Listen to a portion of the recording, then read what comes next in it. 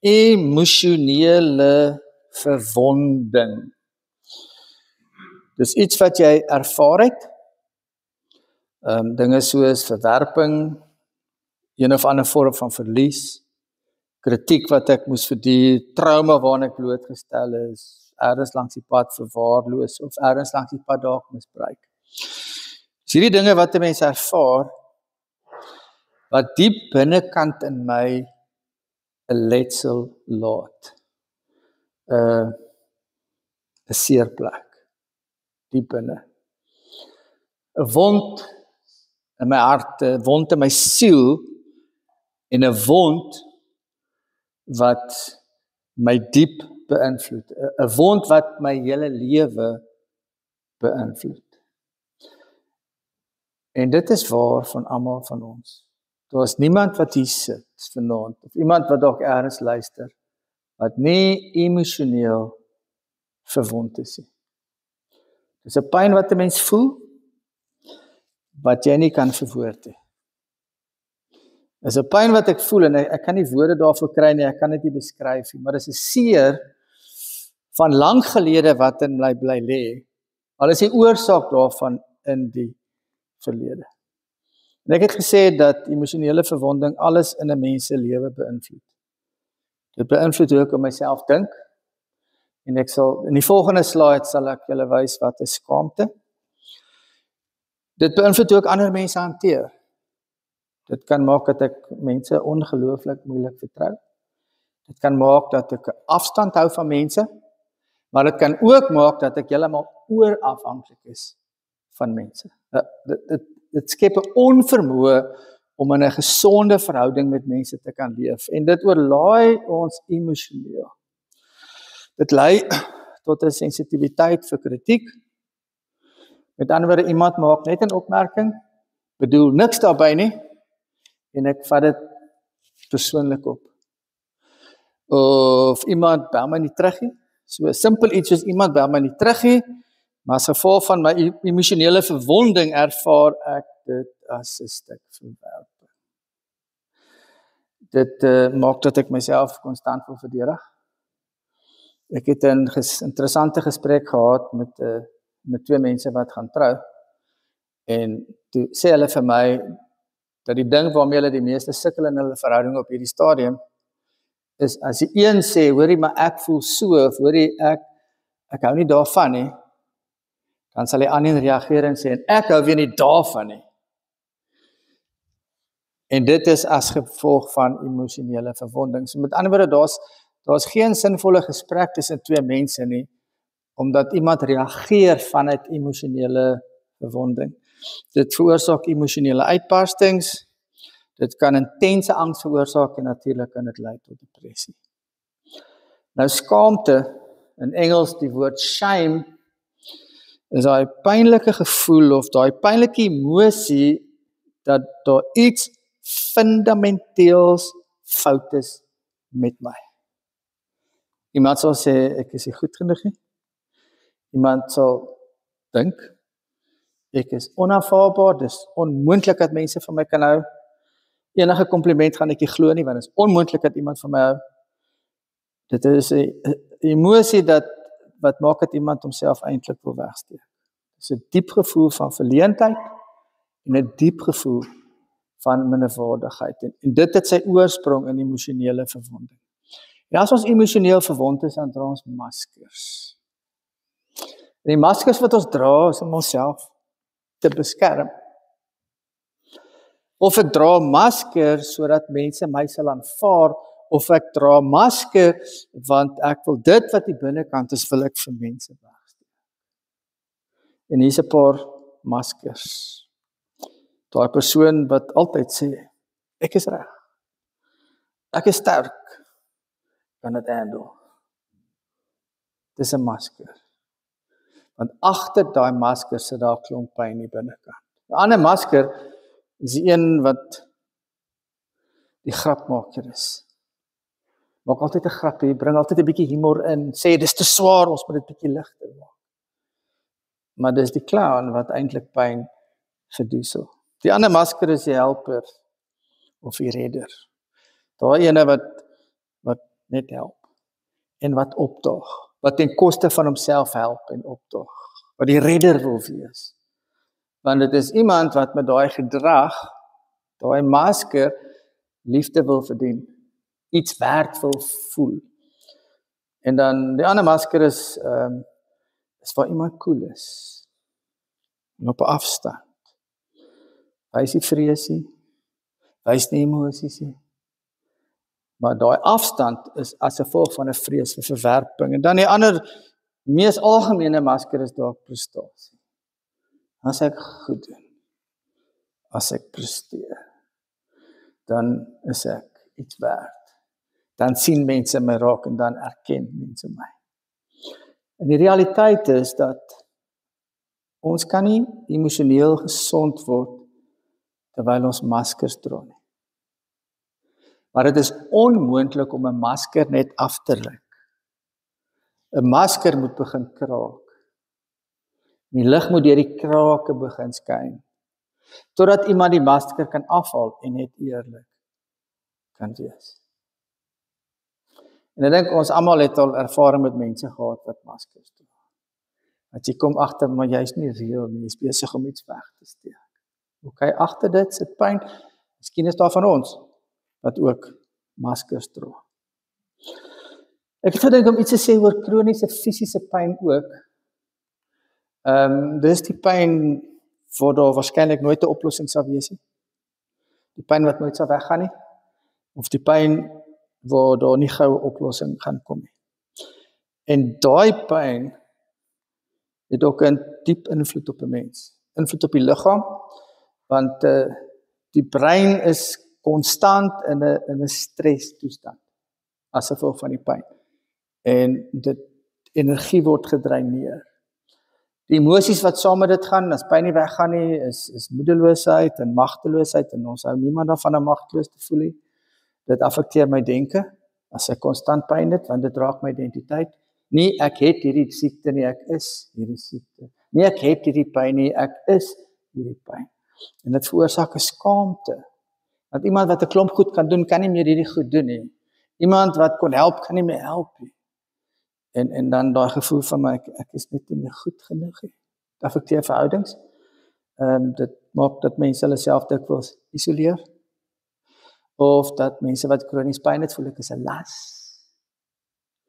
Of 'n frustrasie met mense, maar hulle verstaan nie hoe dit voel soos wat ek voel nie. Affekteer jou geestelike lewe, kan maak dat 'n mens totaal en al God verlate voel. Kan maak dat jy kwaad is vir die Here. Dit kan maak dat jy verward is. Hoe dan nou? Die Bybel sê bid vir genesing, dan kom die genesing. Die Bybel sê die Here is lief vir my, maar dit voel nie asof die Here vir my lief is nie. En dan natuurlik affekteer dit die vraag na die sin van my lewe.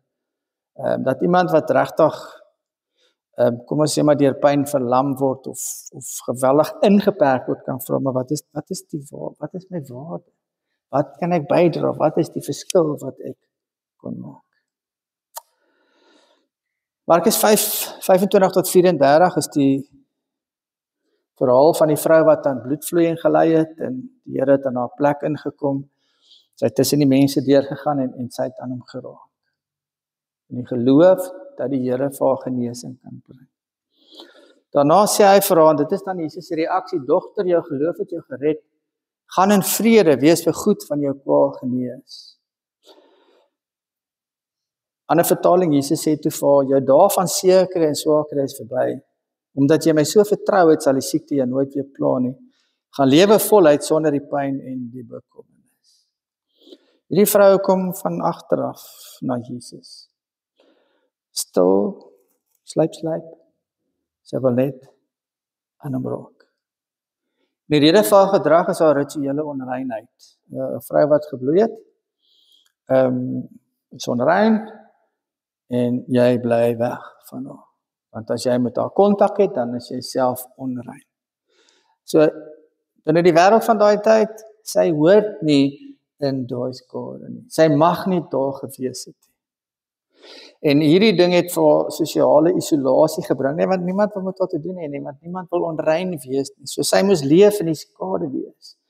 En natuurlik skaamte, né? Shame. is geshamed deur die mense ook. En dan stop Jesus wanneer sy raak. Hy stop by 'n vrou wat een naam het, hy stop by 'n vrou wat deur die ander mense verwerp is, hy stop by 'n vrou wat deur die ander mense geïgnoreer is, hy stop by 'n vrou wat die ander mense vermy het. Jesus stop. En dan noem hy haar dogter. Nou, sover ek kon vasstel, hoop ek is verkeerd nie, is dit die enigste keer dat Jesus iemand so noem. Dogter. So wanneer Jesus na haar draai en haar raak sien, die ander mense sou gesê het, jy's onrein. Hoe durf jy? Jy weet mos hoe dit werk. Jy moet ver bly. Dit is wat Jesus nie doen. Jesus beskaam haar nie en Jesus bestraf haar nie. Maar hy sê dogter. Dogter is sag. Dit wat ek daar geskryf het. Dogter is persoonlik. Dogter is liefdevol. Dogter is, jy het waarde. So wat Jesus eintlik vir haar sê is, jy's iemand wat behoort. Jy is deel van my familie, daarom noem ek jou dogter. So vir hom het sy 'n naam. En vir hom is sy nie 'n pasiënt nie, en sy is vir hom nie 'n probleem nie. Sy is sy dogter. En Jesus gee erkenning aan haar geloof. En ek is oortuig van dat haar geloof was nie volmaakte geloof nie. Haar geloof was eintlik 'n stukkie desperaatheid. Want die Bybel sê, jarelank al hierdie siekte, al haar geld gebruik, en die hoop dat dokters haar kan help. Dis die laaste kans hierdie. So dink jy maar hierdie verhaal, kyk as hierdie vrou wat so geglo het, maar dat sy haar toevlug tot die Here Jesus geneem het. So die Here erken haar onvolmaaktheid, die Here erken haar toestand, die Here erken haar moed om te glo dat hy haar kan heel maak. En dan genesing. Haar genesing is nie net fisies nie. Haar genesing is omvattend. Dogter.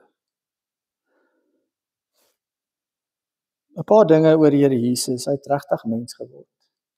Johannes 1 vers 14 sê dat, wat ek die teks lees, die woord het mens geword en onder ons kom woon. So Jesus het ons volle menswees gedeel. Elke stukkie van menswees ken en verstaan die Here Jesus. Ek kan nie jou menswees verstaan nie, ek kan net my menswees verstaan. Maar die omvang van menswees ken die Here Jesus baie goed. Hy was honger, hy was moeg, pyn ervaar, hy was emosioneel, hy is versoek, hy is verwerp, verlies ervaar, het gehuil, geworstel, en hy was eensaam. En dit beteken dat ek hoef nie vir die Here Jesus my pyn te verduidelik. Of dit nou emosionele verwondheid is, en of dit fisiese pyn is, die Here Jesus ken pyn. Hy ken dit van binne af. Dit is baie moeilik om vir iemand te verduidelik, dat omdat dit vir my gesê is, toe ek 13 jaar oud is, het ek verwerping ervaar, en daai verwerping affekteer my lewe vandag. So, dit gaan moeilik om dit te verduidelik. Het is moeilik om vir iemand te verduidelik, dat ek staan elke oggend op, en elke oggend het ek seer. Elke oggend sukkel ek. Moeilik om dit te verduidelik, en ons kan nie die goed van mekaar verstaan nie, maar die Here Jesus ken pyn van binnekant af. En die Here het gekom om saam met ons te ly. Dis nie 'n Here wat van ver af kom red het nie. Dis 'n Here wat in ons menslikheid, in ons menslike stryd ingeloop het. Hebreërs sê ons het nie 'n hoëpriester wat nie met ons swakhede medelee kan hê nie. Dis 'n Here wat vol medelee is, dis 'n Here wat sag is, dis 'n Here wat deernis het, dis 'n Here wat begrip. Ek kom baie keer agter dat as iemand wil vertel, dis waar ek sukkel in my lewe, of dis waar die goed in my lewe verkeerd te gaan het. Die meeste mense vertel dit met die vrees veroordeel. Met ja. Die meeste mense vertel dit met die vrees dat jy gaan nie verstaan wat ek sê nie, of dat jy met my deernis gaan hê nie. En dit maak dat mense stil bly teenoor mekaar. Hierdie sinnetjie, God se genade vloei die diepste in die plekke waar ons die seerste is. God se genade vloei die diepste in die plekke wat ons wil wegsteek. My skaamte, my gebrokenheid en my pyn. Maar dis die plekke waar die Here met genesing begin. Blywende genesing, want dit is genesing van binnekant. En dit is die plekke waar ons regtig ontvanklik is vir die genade van die Here. Dit maak so groot verskil wanneer ek op 'n stadium kom en sê, die goed in my kry ek nie uitgesorteer nie. Ek kry dit nie reg nie. Wanneer ek die Here toelaat dat sy genade invloei in daai dele van my lewe. Waar ek oop is en sê, Here, okay, ek weet nie. Help asseblief. Kom ek lees vir julle 'n storie. Julle kan dit nie sien nie, maar julle moet my glo. Okay. 'n Vrou in haar 40's het groot geword met 'n afwesige pa en 'n kritiese ma. Sy het as kind geleer, as ek nie alles reg doen nie, is ek nie goed genoeg nie. So sy het haar hele lewe lank probeer presteer, probeer beheer en altyd vir almal alles te wees. Maar diep in haar was daar 'n wond, ek is nie werklik aanvaar nie. En toe verloor sy haar werk. Haar pos het haar identiteit geword.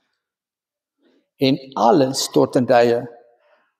Haar selfvertroue, haar sin van selfwaarde en haar emosionele stabiliteit. En in daardie plek van rou en verlies, het sy vir die eerste keer in jare op haar knieë gegaan en vir God gesê, ek weet nie wie ek is sonder hierdie masker nie, om te presteer. Ek weet nie wie ek is sonder die masker nie, maar die masker is nou af. As jy regtig daar is, wees lief vir wie ek regtig is. In daardie rouplek het sy begin ervaar wat sy nog nooit van tevore werklik geglo het nie. Dat sy liefgehê is net omdat sy is. Dat haar waarde nie in prestasie lê nie, maar in God se hart vir haar. Dit is haar wond van verwerping waarin sy die Here Jesus laat inkom, wat die plek word van 'n diepe aanvaarding. So, waar ons die seerste gekry het, dan gaan ek lees soos dit opkom, waar ons die seerste gekry, die plek waar ek die seerste gekry het, die wond waaraan ek die seerste dra, is waar Jesus sy liefde die diepste bewys. Is waar ware genesing kom, is waar ons Jesus die diepste leer ken. Is waar ons Jesus se teenwoordigheid die diepste dra. Die Here is nie minder by my in my seer nie. Die Here is inteendeel meer sigbaar teenwoordig in my seer. En Jesus deins nie terug vir gebrokenheid. Het is belangrik om daai sinnetjie te lees. Jesus deins nie terug vir gebrokenheid. Ek het nogal daaraan gedink, partykeer as 'n mens met sekere situasies doen dit van gebrokenheid, dan dink ek, ja, weet ek hier vakansie nie. Weet ek hierdie, julle hoor wat ek daar sê, né? Kom ons wees eerlik partykeer. Jesus deins nie terug vir gebrokenheid. Dit is juist waar hy sy genade laat invloei en self inkom. So wat doen ons? Wat doen ek as ek emosioneel verwond is? Nader tot die Here. Gaan raak aan hom. Al is dit van agter. My geloof is in elk geval broos. Ek is in elk geval onrein, ek is in elk geval nie perfek nie, maar wees rou eerlik met die Here Jesus. Laat die masker maar sy kraakies begin kry. Want by die Here Jesus is dit veilig. Daar's nie oordeel nie. Baie van ons het groot geraak met die teologie in die kerk en met honderde preke wat ons eintlik bang gemaak het vir die Here. Wat ons eintlik laat voel het, maar dis eintlik 'n Here wat baie krities is en wat oordeel. Wat nie die waarheid is.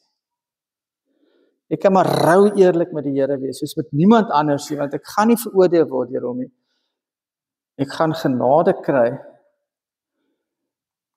en ek gaan gesond word. Nooi Jesus in jou pyn in. En dan bly dan by hom. Want genesing is 'n reis. Om voor die Here oop te maak en te erken, Here, ek is gebroken. Here, daai tyd het daai ding gebeur en as gevolg daarvan sukkel ek vandag hiermee. Dis nie tjoep nie, né? Dis vandag en môre is anders nie. Genesing is 'n reis. En daarom moet ek by die Here bly met hierdie woorde van hom in my agterkop wees, stil en weet ek is God. Maar daar's ook 'n stukkie werk wat ek moet doen. En dit is dat ek sy waarheid moet soek oor my pyn. En dis die waarheid wat ek soek in die woord. Waar ek dinge lees soos, jy is nie verwerp nie. Jy is nie alleen nie. Jy is geliefd. Hy is nie een wat die geknakte riet breek en die dowwe lamp uitdoof nie.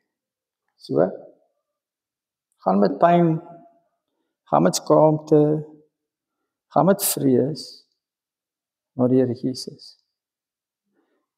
En hierdie sinnetjie het ek vanmiddag geskryf, en dit maak my soveel sin. Hy sien jou dat jy gebroken is. Hy sien jou dat jy nie okay is nie, maar hy noem jou nie so nie. Maak dit sin? Hy sien dit, want hy weet mos wat hy binne leef. Maar dit beïnvloed hoe hy na my kyk. Hy kyk jou in die oë en hy sê, dogter of seun, jy behoort aan my. Ek het 'n die prentjie, né?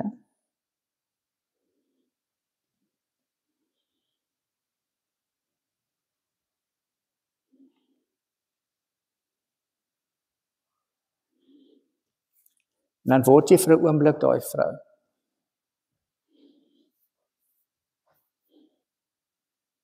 Die vrou.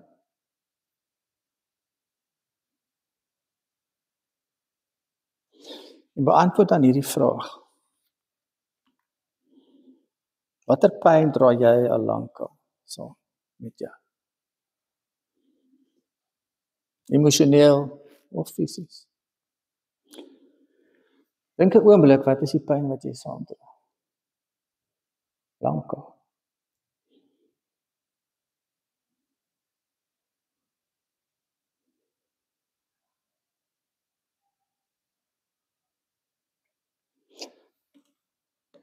Okay. Tweede vraag. Glo jy dat Jesus sal stop vir jou?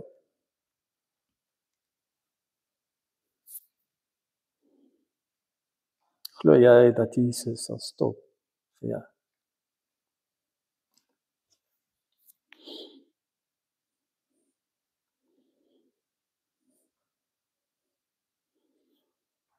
Dan die derde vraag, wat sê hom vra? As jy hom raak kon vat, wat sou jy hom vra? As jy hom raak kon vat.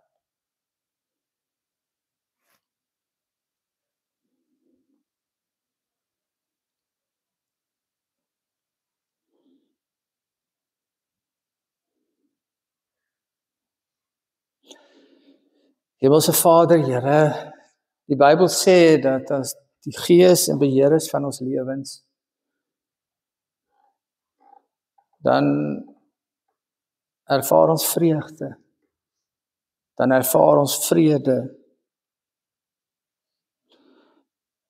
dan kan ons voluit leef. Want Here het gesê, jy het gekom sodat ons die lewe kan hê en dit in oorvloed kan hê. Maar ons moet erken, daar's maar net tye in mense lewe wanneer daai vreugde baie ver voel en die vrede baie ver voel en my lewe nie regtig voel of lyk na oorvloed lewe nie. Nou is almal is maar baie keer op daai plek. Maar ek bid Here dat ons nie sal vrede maak met dit nie hê nie, want dit is tog wat U wil gee. En ons besef dat ons emosionele wonde, as gevolg van dinge wat in ons lewe gebeur het, en dalk fisiese pyn, ons keer om vreugde te ervaar en keer om vrede te ervaar. Here, dankie dat ons na U kan gaan. Eerlik, rou eerlik. En nie veroordeel sal word nie. En nie weggewys sal word nie. Maar genesing sal kry. Dalk oor tyd. Here, sodat ons eg mens kan wees, sodat ons die maskers kan afgooi. Nie altyd op ons hoede leef nie, maar net kan ons paai en vry kan leef. Dankie, Here, dat U ons hierdie hoop gee, en hierdie hoop is 'n verwagting van ons elkeen kan leef. Baie dankie, Here. En help ons om die vrymoedigheid te neem, beweeg ons deur die Gees om met U eerlik te wees. Om ons masker te laat sak voor U. Here, sodat U genade kan invloei waar my diepste seer is, sodat U my van binne af kan genees en heel maak. Dankie, Here.